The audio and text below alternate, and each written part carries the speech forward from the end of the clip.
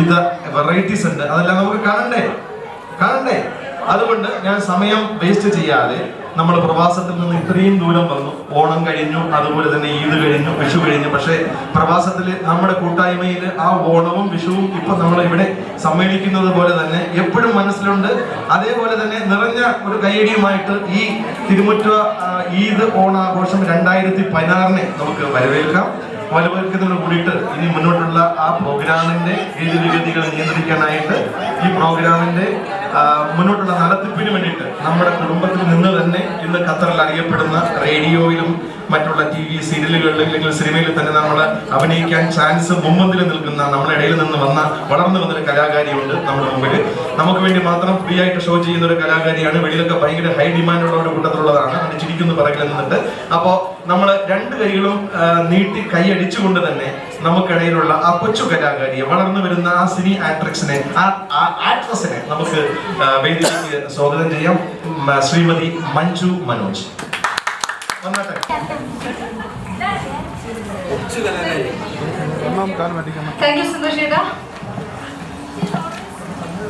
എല്ലാവർക്കും എന്തായാലും ഇത്രയും വെൽക്കം തന്നതിന് സന്തോഷമായിട്ട് നന്ദി പറയുന്നു. പിന്നെ കൈയടിച്ചതിനും നന്ദി പറയുന്നു.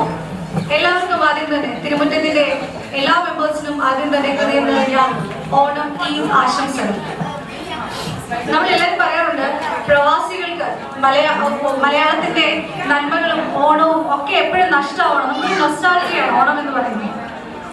ശരിക്കും ആത്മാർത്ഥമായിട്ട് ആലോചിച്ചാൽ കേരളത്തിലെ ഓണം മദ്യഷാപ്പുകളിലും ചാനലുകളിലും കഴിഞ്ഞു, അവിടെ തീർന്നു ഓണം എന്ന് പറയുന്നു.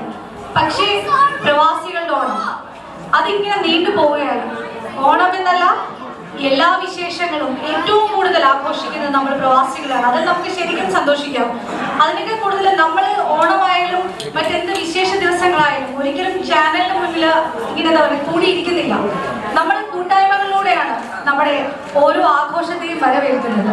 അതുപോലെ തന്നെ ആ ഒരു കൂട്ടായ്മയാണ് ഇന്നിവിടെ ഓണം ഈദ് തിരുമുറ്റത്തിന്റെ ആഘോഷം. തിരുമുറ്റം ഓണം ഈദ് 2016 എല്ലാവരെയും ഒരിക്കൽ കൂടി ഹൃദയപൂർവ്വം സ്വാഗതം ചെയ്യുന്നു. നല്ലൊരു കൈ. ഇതെന്തോ എനിക്ക് തോന്നുന്നു എഴുന്നേറ്റ് നിന്ന് സഹകരിച്ചാൽ നന്നായിരുന്നു. നമ്മള് വിളക്ക് കൊളുത്തി നമ്മുടെ ഓണാഘോഷം ആരംഭിക്കുകയാണ്. തിരുമുറ്റം ലേഡീസ് വിംഗ് നേതാവെന്ന് തന്നെ പറയാം, വിധി ചേച്ചിയാണ് വിളക്ക് കൊളുത്തി നമ്മുടെ തിരുമുറ്റം ഓണാഘോഷം ആരംഭിക്കുന്നത്.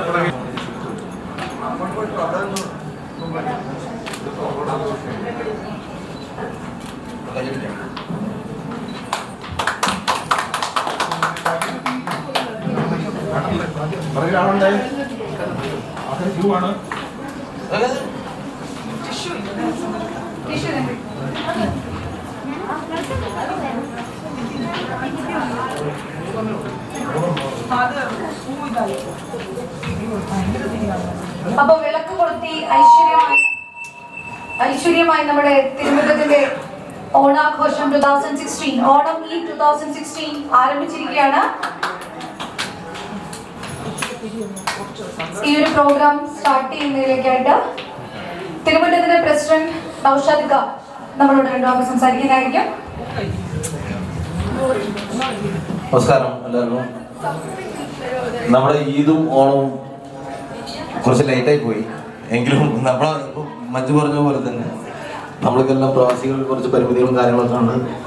ആ ഒരു പരിമിതികൾ ഉള്ളിരുന്നുകൊണ്ട് തന്നെ നമ്മുടെ ഈദ് ഓണം ആഘോഷിക്കാൻ ഇവിടെ എത്തിച്ചേർന്ന എല്ലാവർക്കും എൻ്റെയും എൻ്റെ കുടുംബത്തിൻ്റെയും തിരുമുറ്റത്തിൻ്റെയും ഈദ് ഓണാശംസകൾ. എല്ലാവരെയും ഈ ഈദ് ഓണാശംസ പരിപാടിയിലേക്ക് സ്വാഗതം ചെയ്യും.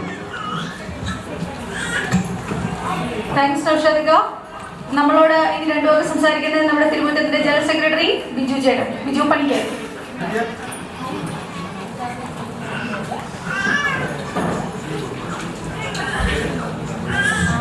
ഇന്നിവിടെ എത്തിയിരിക്കുന്ന എല്ലാ സുഹൃത്തുക്കൾക്കും എല്ലാ കൂട്ടുകാർക്കും സ്വാഗതം. ഈദ് ഓണം 2016 നമ്മൾ കുറച്ച് വൈകിയാണ് ഇവിടെ സംഘടിപ്പിക്കുന്നത്. കാരണം 2 മാസം വെക്കേഷനായിരുന്നു. വെക്കേഷൻ സമയത്തായിരുന്നു ഓണം. അത് കഴിഞ്ഞ് നമ്മളിവിടെ എല്ലാവരും തിരിച്ചെത്തി. അപ്പോൾ നമ്മളിവിടെ ഓണം തുടങ്ങുകയായി. അപ്പോൾ നമുക്ക് ഓണം അടിച്ചു പൊളിച്ച് തകർത്ത്, ഈദും അടിച്ചു പൊളിച്ച് തകർത്ത് നമുക്ക് ഇന്നിവിടെ തകർത്ത് തരിപ്പണമാക്കണം.